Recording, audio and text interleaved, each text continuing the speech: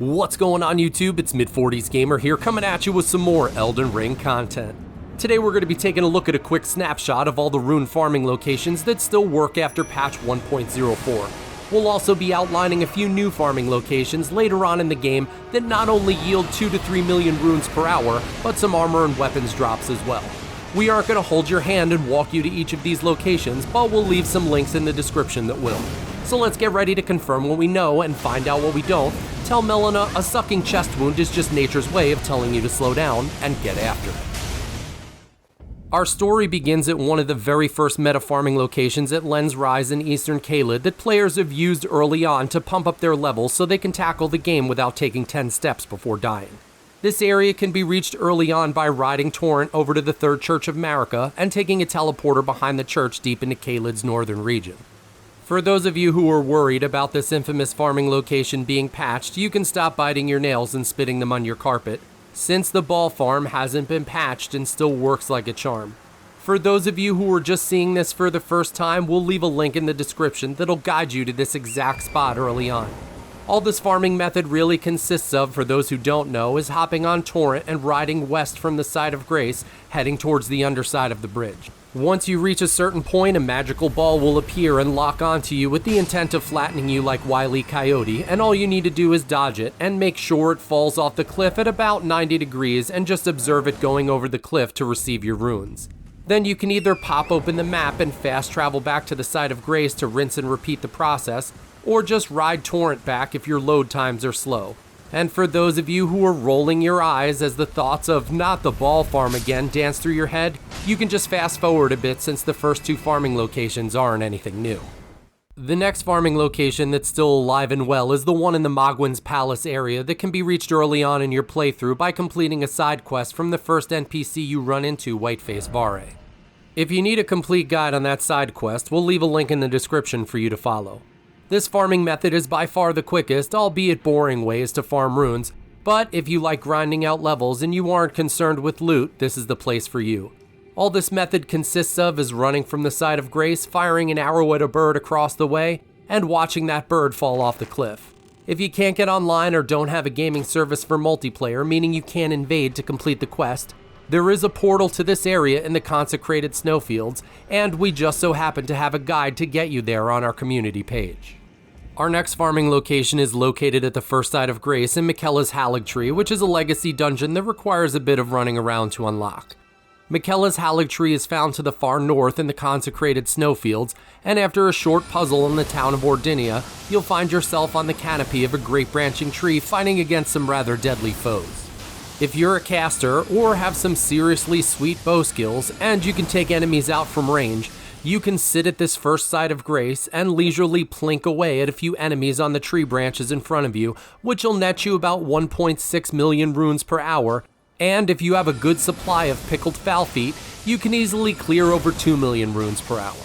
While this may seem kind of childish, bringing in 2 million runes per hour without having to run back and forth and just standing in a static position is extremely comforting, kind of like laying in a warm wet bed that you're not ashamed of. Our next farming location is also in Miquella's Haligtree, but just a bit further down at the Haligtree Town Plaza Side of Grace. This method is yet another one that favors casters, but can also be accomplished with a melee class. The only difference is that you'll need to fast travel back to the Side of Grace since you'll have to jump down onto the tree to fight face to face. All this method requires is for you to run a few paces out onto a bridge, kill 3 giant ants, and then run back to the Side of Grace to reset. This particular method will net you 2 million runes per hour if you have the Golden Scarab, and almost 5 million runes per hour if you combine it with the Pickled Foulfoot. Pound for pound, this is a solid farming location for caster types, and if you need to know where to pick up the Meteorite Staff and the Rock Sling early in your playthrough, which is the combo we're currently using, we'll leave a link in the description just for you. Before we get to our next method, if you're finding any of this information useful, don't forget to like, subscribe, and hit that bell icon so you don't miss out on any new Mid-40s gamer content. And if you aren't too busy wondering why you make better decisions with a full bladder, leave us a comment in the comments section and let us know how we're doing. The next farming location is located in one of the last dungeons in the game, the Crumbling Farum Azula, which is a legacy dungeon that many also consider to be a very small region.